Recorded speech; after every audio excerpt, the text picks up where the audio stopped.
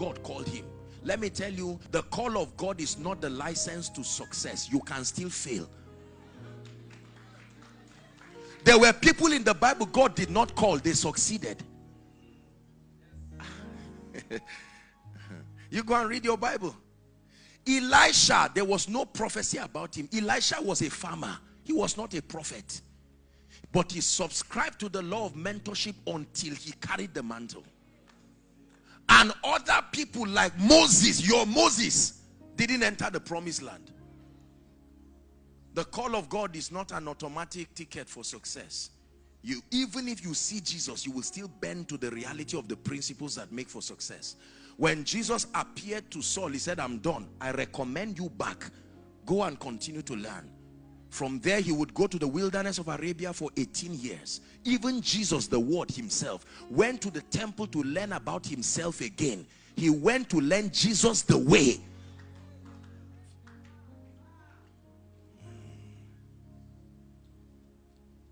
Is God helping us?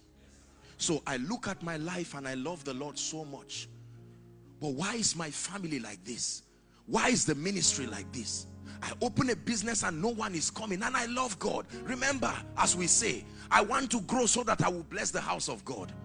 Sincere desire, but not even the desire itself, will automatically bring blessings. God is the God of systems. Please understand this. This is the name of God I want you to know and understand today. Systems.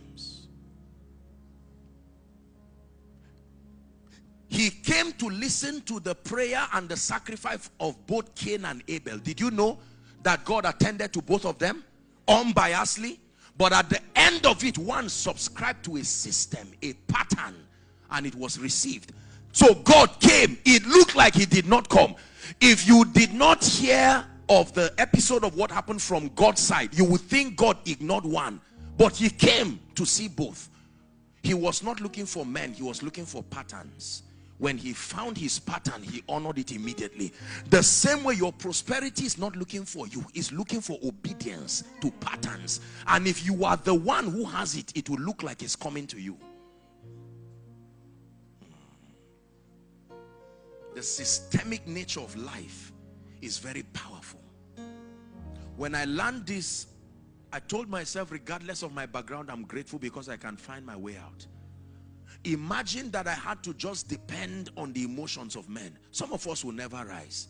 But the God of heaven who programmed this system, the same way you are sitting now, forget about what is in your pocket or not in your pocket. Forget about who knows you or not. If you pay attention and light takes you from your yesterday through your today into your tomorrow, you will turn back and say, my God, I've heard people sing that you can change men, but this is true.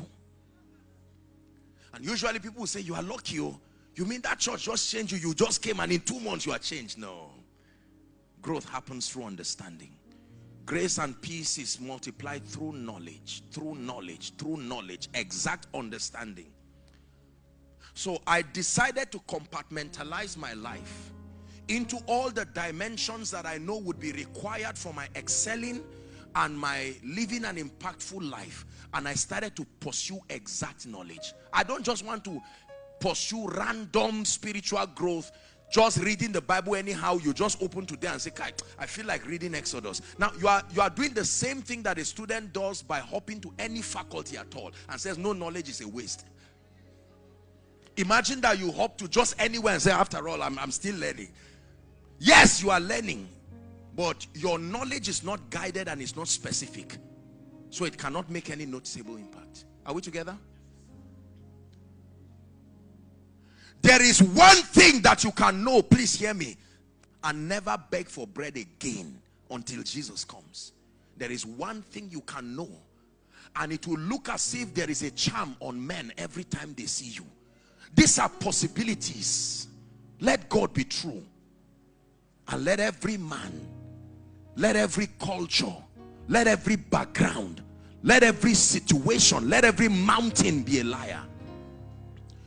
There is something your business can have and know and do. People of God, that what you see now that you call success will be what those you raise will be doing. because you will scale to a height unimagined. Do not peg yourself and plateau at a level and convince yourself this is all there is. No. I came to challenge you.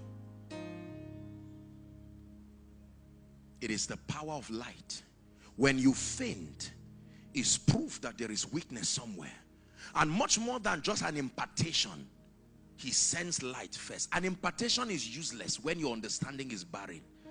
Remember, the oil assumes the shape of the container. If you turn the container this way, the oil will look like it's pouring. If you keep the container up, the oil will look secured. The oil is there with its potential, but the container controls what it does. When your capacity is small, impartation becomes almost unfruitful. That's why people fall down and stand up again and again and return back, because your container was almost pouring, and as you were putting the oil, it still came out. But when God expands you, and then that grace comes on your life, it will be like the foxes of Samson. You will say, where is that challenge that brought shame to me yesterday? I'm not praying that you go. By you, I will leap over walls. And you look at it and greet your landlord and say, sir, thank you so much for driving me. Would you be available for my Thanksgiving? Say, Thanksgiving of what? You gave birth to a child? Say, no, I just finished my estate. In how many months? 5. He said, you are a thief. You've started. I'm not a thief. Light. Light is not a ladder, it's a lift. It can take you to dimensions unimagined. Let me tell you this. Time never changes anything. One day go better is just a wise saying to comfort you. It will never work. Time does not change anything. Time only reveals. When you have an encounter with the light of God and you embrace it, then things will turn around in your life.